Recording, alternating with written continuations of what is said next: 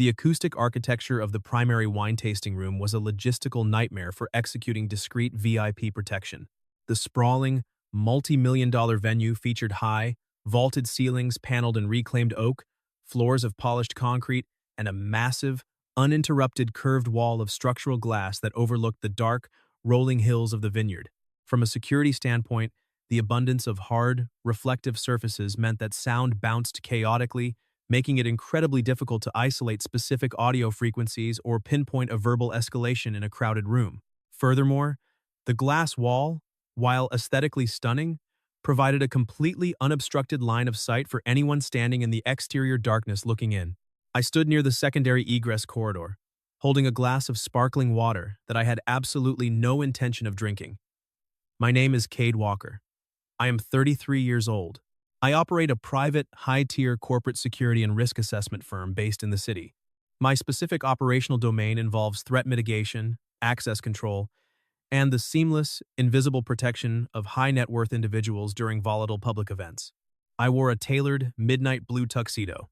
My posture was relaxed, my expression actively arranged into a polite, socially fluent mask of mild interest, allowing me to blend perfectly into the dense crowd of 200 wealthy investors, regional distributors, and local socialites. Beneath the immaculate tailoring, I carried a localized communication earpiece, a digital radio transmitter clipped to my belt, and a heavy, encrypted tablet containing the digital blueprints of the entire estate. Tonight was the highly publicized 10-year corporate anniversary gala for Sanders Lifestyle, a boutique brand that had recently secured massive national distribution. I checked my heavy stainless steel wristwatch. 1,900 hours. The primary target of my contract was currently standing exactly 40 feet away, near the absolute center of the room. Michelle Sanders was 38. She was the sole founder and CEO of the company. She wore a sharp, floor-length emerald gown that commanded immediate visual authority without appearing ostentatious. Her dark hair was styled in a sleek, immaculate twist. She was actively engaged in a conversation with two venture capitalists, her posture projecting absolute. However, my specific training dictates that I observe the subtle micro-expressions that laymen completely miss. I watched the rigid, unyielding tension locking her jaw. I observed the way her thumb continuously, rhythmically pressed against the delicate crystal stem of her champagne flute. She was not relaxed. She was scanning the room with the hypervigilance of a woman actively expecting an attack. A woman in a bright red cocktail dress approached me, breaking my line of sight. It was Zuri Williams, Michelle's chief operating officer and closest personal friend. She was the individual who had signed my retainer agreement 4 hours prior. "Mr. Walker," Zuri murmured, stepping directly into my immediate proximity, keeping her voice low so the sound wouldn't carry across the concrete floor. "She doesn't know you're here in an official security capacity yet. I billed this to the company as a necessary operational expense, but I framed it to her as a personal favor. She thinks you're just a high-end escort I hired to keep her company. Deceiving a principal regarding the true nature of their security detail is a highly inefficient operational strategy, Miss Williams," I replied, my voice a smooth, measured cadence that betrayed none of my internal professional irritation. It breeds immediate distrust and limits my capacity to direct her movements. If I told her I formally hired a corporate security specialist to act as a bodyguard, she would have flatly refused to let you in the building, Zuri countered, her eyes darting nervously toward the main entrance doors. She hates feeling managed, but Anderson has been severely escalating his threats all week. He's furious that she bought out his initial shares before the company went national. He texted me this morning from an unknown number. He said he was going to crash the gala tonight and serve her with a fraudulent, highly publicized civil injunction regarding intellectual property theft. If he makes a theatrical scene and hands her legal papers in front of the primary investors, they will panic and pull the expansion funding. It will kill the company. "I have thoroughly reviewed the threat matrix regarding Mr. Diaz," I stated, pulling my phone from my pocket and tapping the screen to verify the status of the exterior gate guards. "He thrives on theatrical, public humiliation to mask his lack of actual legal leverage. I have explicitly instructed the valet team to deny his vehicle access to the primary drive. He's highly resourceful and vindictive," Zuri warned, clutching her evening bag. "Just go introduce yourself. Be charming. Be a shield." She turned and walked away, melting back into the loud, swirling crowd. I placed my water glass on a passing waiter's tray. I adjusted my cuffs and initiated my approach, moving through the dense crowd with practiced, fluid ease, ensuring I never bumped shoulders or caused a disruption in the flow of the room. I arrived at Michelle's side exactly as the two investors excused themselves to visit the tasting bar. She let out a long, incredibly slow breath the absolute moment they stepped away, dropping the charismatic smile. She closed her eyes for a fraction of a second, revealing the bone-deep exhaustion underneath her corporate polish. "Miss Sanders," I said smoothly, stepping gently into her peripheral vision so as not to startle her. She opened her eyes, turning her head sharply. Her dark gaze swept over my tailored suit, rapidly analyzing my presence. "You must be Cade." Zuri texted me that my gift had finally arrived. "I am Cade Walker," I confirmed, offering a polite, perfectly calibrated smile. Michelle let out a dry, slightly bitter laugh, shaking her head. "I love Zuri, but her dramatic flair is exhausting. I told her I was dreading walking the floor alone tonight because every single person in this room wants something from me. So, she pooled some department funds and hired a professional companion to act as a social buffer." She stepped a fraction of an inch closer, her eyes flashing with a fierce, independent intelligence. She did not look remotely intimidated by the situation. She looked determined to control it. "I appreciate the aesthetic upgrade to my evening, Mr. Walker," Michelle stated, her voice dropping to a low, commanding register. "But I need to be perfectly clear about the operational parameters of this evening. I am fighting a massive corporate battle. I do not have the cognitive bandwidth for forced romantic banter or awkward small talk. My friends paid for your contract tonight. That means for one night, you're mine. You will stand by my side, you will look appropriately engaged, and you will follow my lead completely. Understood?" I did not flinch. I did not attempt to match her aggressive posturing. I absorbed the sharp, defensive edge of her stress and neutralized it with absolute, unyielding calm. "You are operating under a critical misclassification regarding my professional parameters, Miss Sanders," I replied, my voice a quiet, incredibly steady rumble that forced her to lean in slightly to hear me over the ambient noise. Her brow furrowed in immediate confusion. "Excuse me? I am not a social companion," I clarified, stripping away the polite, charming facade to reveal the cold, structural reality of my presence. "I am the founder of a private security and threat mitigation firm. Zuri retained my services because Anderson Diaz explicitly threatened to breach this facility tonight to publicly execute a fraudulent legal service and initiate a catastrophic PR crisis. I am not here to hold your coat or laugh at your jokes." Michelle's face paled slightly, the sudden realization altering the entire geometry of her expression. "Zuri hired a bodyguard? I am a corporate risk consultant," I corrected smoothly, my eyes continuously scanning the dense crowd over her shoulder. "A bodyguard reacts to physical violence after it occurs. I engineer the environment to ensure the violence never happens. For one night, you are my principal. I do not follow your lead regarding physical safety. You follow mine. I dictate the environment." She stared at me, her chest rising and falling rapidly as her brilliant brain processed the sudden, massive shift in the evening's power dynamic. She was entirely accustomed to being the sole authority in every room she entered. "You dictate the environment," she repeated, testing the weight of the phrase, her natural defiance flaring immediately. "I am hosting a 200-person gala. I cannot hide in a back room because my bitter ex-partner might show up with a piece of paper. I would never advise a principal to retreat from their own theater of operations," I said, looking back down at her. I noted the faint, uncontrollable tremor in her hand where she gripped the stem of her glass. "Retreat signals vulnerability to your investors. You will remain exactly where you are, in the absolute center of the light, functioning as the CEO of this company. I will control the shadows around you. If Diaz breaches the exterior gate, he will not reach you."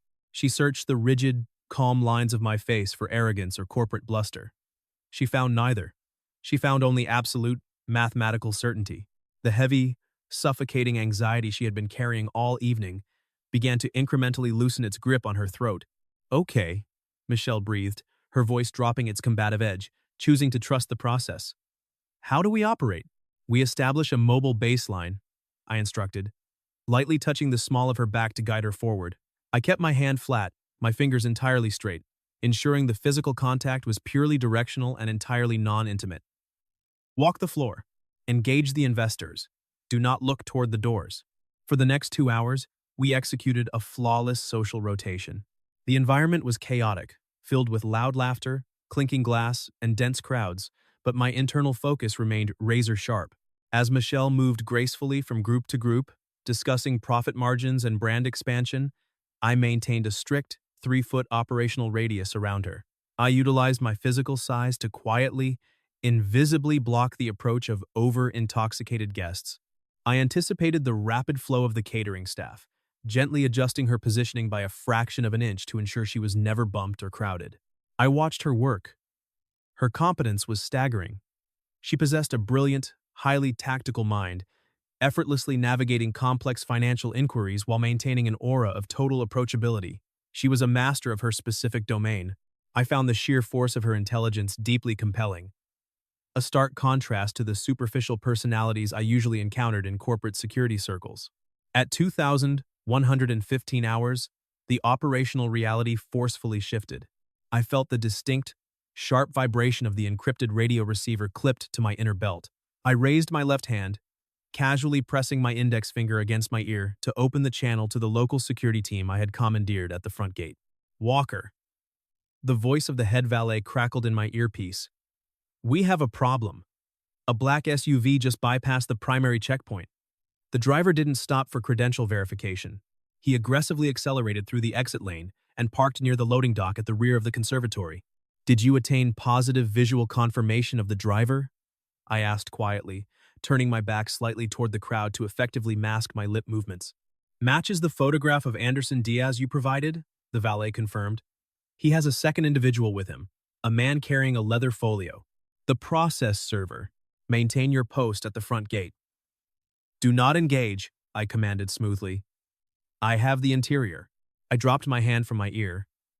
The acoustic environment of the room suddenly felt incredibly fragile. Diaz had bypassed the primary perimeter using a hostile vehicle maneuver. He was currently navigating the rear loading corridors, an area heavily restricted to catering staff. I turned to Michelle. She was mid-sentence with the regional distributor for her brand. I stepped smoothly into the conversation, offering a flawless, apologetic smile. Gentlemen, please forgive the interruption. Miss Sanders is required in the VIP green room for a brief logistical review regarding her upcoming keynote speech. The distributor smiled and nodded, stepping back respectfully. Of course, we'll see you on the stage, Michelle. Michelle maintained her bright smile until we were 5 steps away from the group. She looked up at me, her eyes sharp and questioning. What is the logistical review? Diaz has breached the exterior perimeter, I stated, keeping my voice low and purely conversational, ensuring no one around us registered the escalation in threat. He bypassed the gate and accessed the rear loading dock. He has a process server with him. He is currently navigating the interior service corridors to intercept you on the main floor. Her breath hitched audibly. She stopped walking. He's inside the building?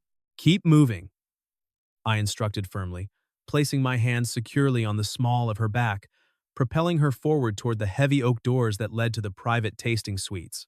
If you stop, you become a static target. We are moving to a secured, highly defensible location. I guided her rapidly through the dense crowd, my eyes constantly scanning the intersecting hallways for any sign of unauthorized movement. We reached the heavy oak door of the primary VIP suite. I opened it, ushered her quickly inside, and pulled the door shut behind me, engaging the heavy brass deadbolt with a solid, echoing click. The VIP suite was a small, incredibly quiet room paneled in dark wood, heavily insulated against the noise of the main hall. It contained a leather sofa, a small vanity, and a secondary exit door that led to the private vineyard paths. The sudden silence was deafening. Michelle walked to the center of the room. She wrapped her arms tightly around her waist, the polished, unshakable CEO persona completely fractured, revealing the intense, visceral panic she had been suppressing all night. If he serves me with that injunction tonight, it becomes public record immediately, she whispered, pacing a tight, frantic circle on the carpet. The injunction claims I illegally utilized his proprietary designs for my new product line? It's a complete lie. I designed the entire line myself after I bought him out. But the investors won't care about the truth. They hate legal volatility. If he hands me those papers before my speech, they will pull the funding tomorrow morning. 10 years of my life, Cade. He's going to burn it to the ground because his own ego couldn't handle my success. She stopped pacing, leaning heavily against the edge of the vanity, her hands trembling violently. I can't lose this company, she choked out, her voice raw and unprotected. I did not offer a therapeutic platitude. I do not deal in emotional comfort. I deal in structured defense and actionable reality. You will not lose the company, I stated, my voice a deep, unyielding anchor in the quiet room. I walked over to the vanity. I did not ask for permission. I reached out and gently grasped her trembling wrists, pulling her hands away from her waist. The physical contact was sudden, but entirely non-aggressive. I kept my warm hands resting firmly over hers, forcing her central nervous system to focus on the immediate tactile sensation rather than her spiraling panic. Look at me, I commanded softly. She lifted her head, her dark eyes wide and frightened, searching the rigid, calm lines of my face. Diaz operates on the assumption that you are isolated and highly vulnerable to theatrical pressure, I explained, maintaining absolute, grounding eye contact. He relies on creating chaos. I do not permit chaos in my operational zones. I am not going to let him serve you. He has a process server, she argued weakly. If I refuse to take the papers, the server can just drop them at my feet and legally claim service. It counts. I am going to legally invalidate his approach, I promised, releasing her hands and stepping back to grant her space. I pulled my encrypted tablet from my inner jacket pocket. I tapped the screen, pulling up the live security feeds from the venue's internal camera network. The loading dock corridors connect directly to the main conservatory, I noted, watching a feed of two men walking aggressively past a stack of catering crates. Diaz was leading the way, his face red with manic energy. He is utilizing the staff access route to bypass the main floor entirely. He intends to corner you in the glass conservatory just before you take the stage. The conservatory is locked, Michelle said, frowning, her logic returning. It's restricted tonight due to the climate control issues. The HVAC system failed yesterday, and the ambient heat in the greenhouse is sitting at 90 degrees. We moved the stage to the main hall. He doesn't know that, I analyzed, a cold, calculated strategy forming instantly in my mind. He assumes you will stage your speech in the most visually impressive room. I tapped the screen, accessing the venue's digital access control system. Upon my arrival at 1,600 hours, venue security had formally delegated temporary master override of the electronic grid to my device under the strict terms of the event lease. I had total control of the facility's arteries. I am going to manipulate his path, I stated. I rapidly typed a sequence of commands, remotely locking the steel fire doors behind Diaz as he walked through the corridor, trapping him in a specific sector. I am funneling him directly into the conservatory. I looked up at Michelle. The panic had receded, replaced by a sharp, focused intelligence as she watched me work the system. I need to leave this room, I told her, my tone shifting from protector to tactical commander. I must intercept them in the conservatory before they realize the stage has been moved. You will remain in this suite. You will lock the deadbolt behind me. You will not open this door for anyone except Zuri or myself. You're going to face them alone? She asked, her voice tight with sudden. I am never alone when I control the environment, I replied smoothly. I turned and walked to the door. As I reached for the handle, Michelle spoke. Cade. I stopped and looked back. She was standing tall, the exhaustion entirely replaced by a fierce, undeniable strength. Be careful, she said softly. My chest tightened, a strange, profound ache striking the center of my ribcage. I am accustomed to being a disposable, highly paid tool for my clients. I am not accustomed to being valued as a human being. I kept my hands firmly in my pockets, refusing to let the yearning show on my face. The operational footprint is clear, I assured her. I stepped out of the VIP suite, waiting until I heard the heavy brass deadbolt click securely into place behind me. I moved rapidly through the secondary hallways, bypassing the crowded main floor entirely. I reached the heavy glass doors of the Botanical Conservatory. I swiped my master key card, unlocked the doors, and stepped inside. The heat hit me instantly. A thick, suffocating wall of 90-degree, humid air. The massive glass walls enclosed a sprawling, indoor jungle of rare orchids and towering ferns. The air was thick with the scent of damp earth and blooming flowers. I walked to the exact center of the room, standing on a clear stone pathway. I waited. 60 seconds later, the heavy metal service doors at the far end of the conservatory banged open. Anderson Diaz marched into the greenhouse, sweating profusely in his expensive suit, his eyes darting frantically around the empty room. The process server trailed behind him, looking deeply uncomfortable in the oppressive heat. Diaz stopped, staring at the empty space where the stage was supposed to be. Then, his eyes locked onto me, standing alone on the path. "Who the hell are you?" Diaz snapped, his voice echoing sharply off the glass walls. "Where is Michelle? Tell her to get out here. She can't hide from a legal summons." I did not move. I maintained a relaxed, impeccably composed posture, standing with my hands clasped loosely behind my back. "Miss Sanders is entirely unavailable for unscheduled appointments, Mr. Diaz," I replied, my voice a smooth, flat, terrifyingly calm echo. "I am Cade Walker. I am the director of security for this event. You are currently trespassing in a restricted, privately contracted zone," Diaz scoffed, taking a step forward, attempting to utilize his aggressive bluster. "I have a legal right to be here. This is a public commercial venue, and I am executing a court-mandated civil service." He gestured to the process server, who took a hesitant step forward, clutching the leather folio tightly to his chest. "This entire estate has been privately leased by Sanders Lifestyle for the duration of the evening," I corrected, surgically dismantling his legal assumption without raising my voice. "The public access designation is temporarily suspended. You bypassed a manned security checkpoint. You utilized an unauthorized service corridor." I turned my absolute, dead-eyed focus to the process server. The man shrank back under my gaze. "If you attempt to drop those documents within this restricted perimeter," I warned the server, my voice dropping to an icy, absolute register, "I will formally document this criminal trespass with the county sheriff deputies who are currently converging on the front gate. You will expose your agency to severe civil liability and a formalized service dispute that will freeze this injunction in litigation for years.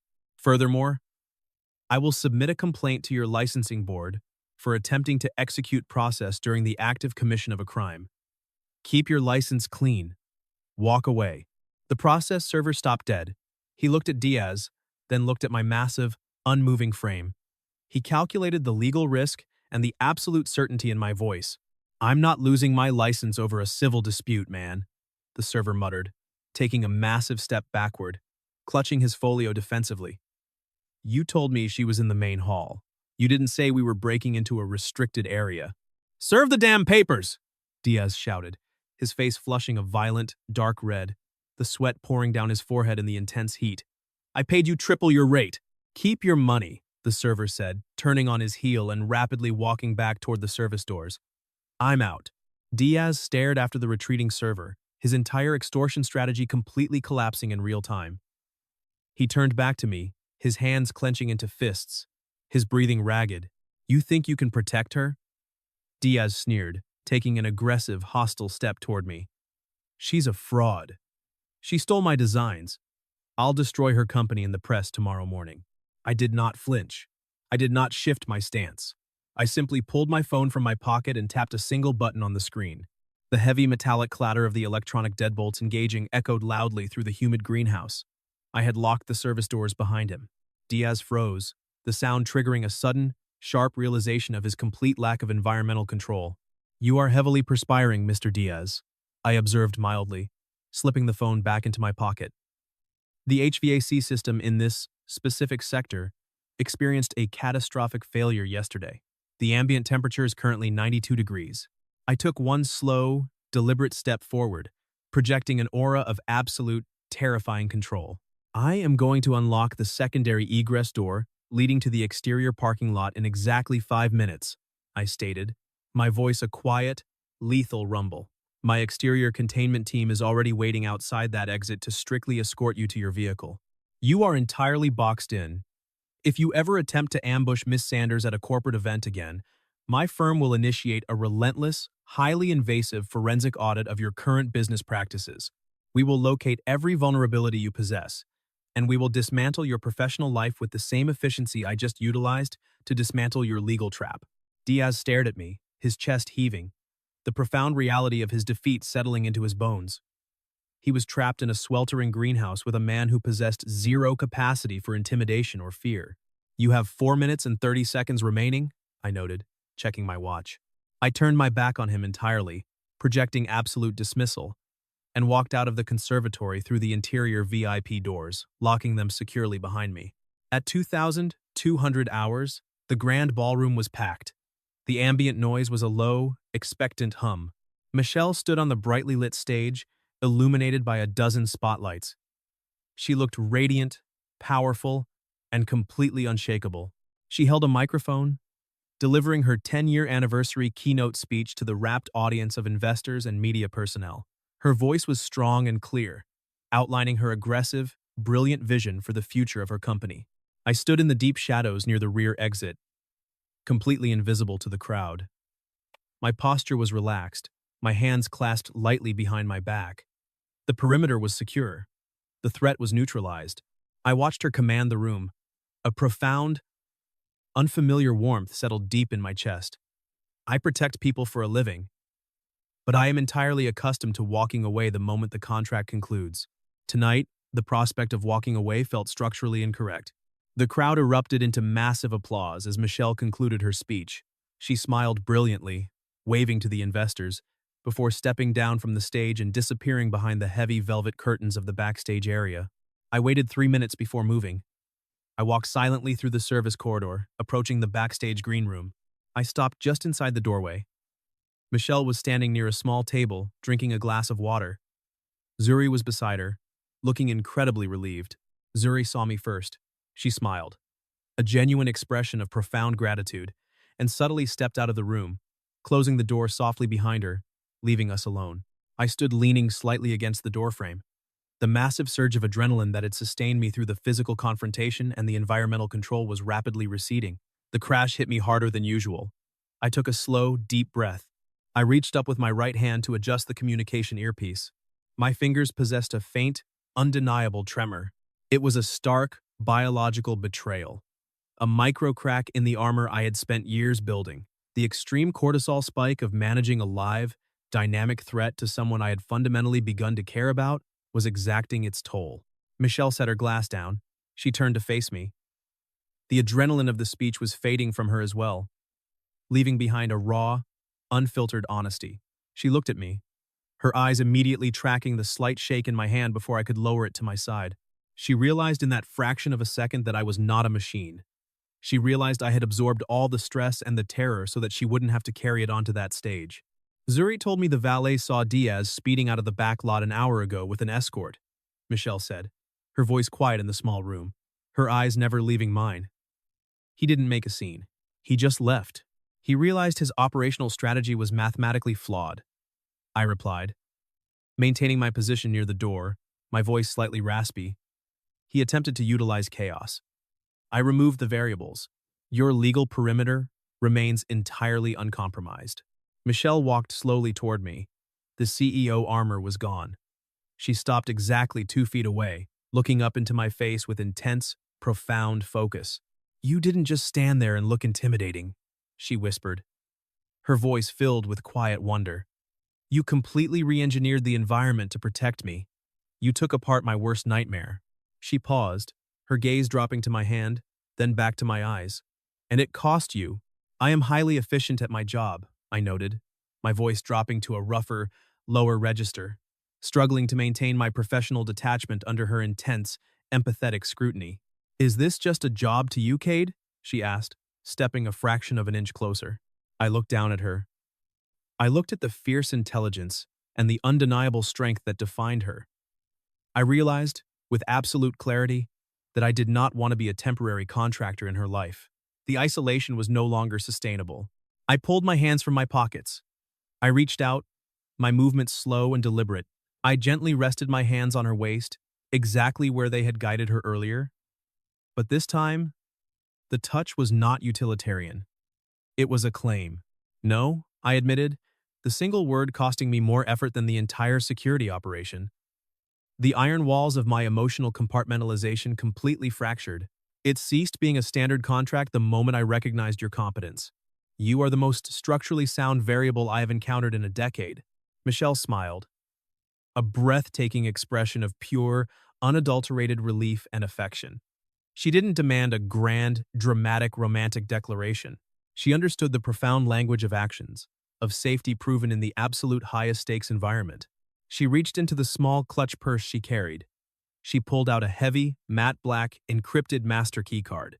"My friends paid for your contract tonight," Michelle stated softly, her eyes locked fiercely on mine, her thumb lightly tracing the lapel of my tuxedo jacket.